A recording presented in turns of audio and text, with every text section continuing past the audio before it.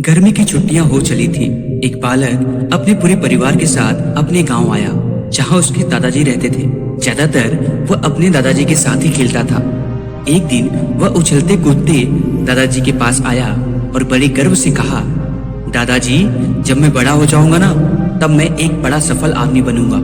दादाजी ने उस बच्चे की बात सुनकर हाँ में सिर हिला दिया और बिना कुछ कहे लड़के का हाथ पकड़ा और उसे करीब की पौधशाला ले गए। और वहां जाकर दादाजी ने 2 छोटे छोटे पौधे खरीदे और घर को वापस आ गए। वापस आकर उन्होंने एक पौधा घर के बाहर लगा दिया और एक पौधे को गमले में रखकर उसे घर के अंदर लगा दिया। तब उस बच्चे से पूछा, क्या लगता है तुम्हें, इन दोनों पौधों में से भविष्य में कौन सा पौधा ज्यादा सफल होगा? लड़का कुछ समय तक सोचता रहा और फिर बोला, घर के अंदर वाला पौधा ज्यादा सफल होगा, क्योंकि वो हर एक खतरे से सुरक्षित है, जबकि बाहर वाले पौधे को तेज धूप, आंधी पानी, यहाँ तक कि जानवरों तक का खतरा है। बच्चे की बात सुनकर दादाजी बोले, चलो देखते हैं आगे क्या होता है। और वह अखबार उठाकर पढ़ने लगे।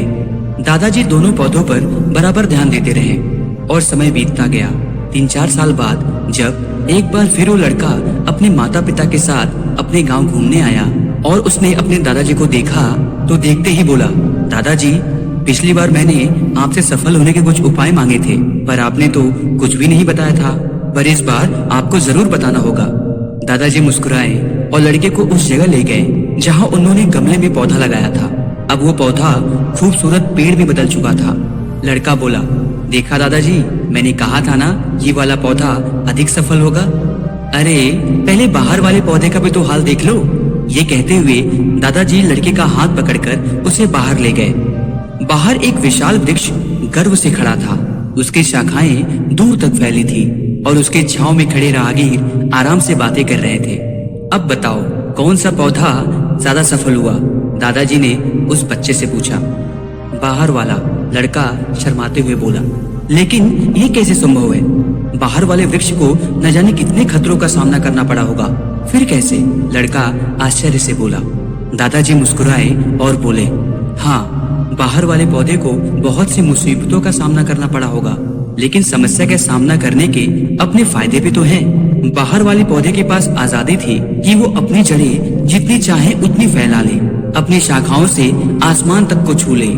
और तुम जिस आंधी तूफान को इस पेड़ के लिए मुसीबत समझते थे, उसी आंधी तूफान ने ही आज इस पेड़ की जड़ों को इतना मजबूत बना दिया है कि आज ये छोटा सा आंधी तूफान इस पेड़ का कुछ नहीं बिगाड़ सकता। बच्चे, अब मैं तुम्हें जो बताने वाला हूँ, अगर तुमने उस बात को अपने अंदर बिठा लिया तो तुम जिंदगी में जो कुछ भी करोगे उसमें सफल होगे।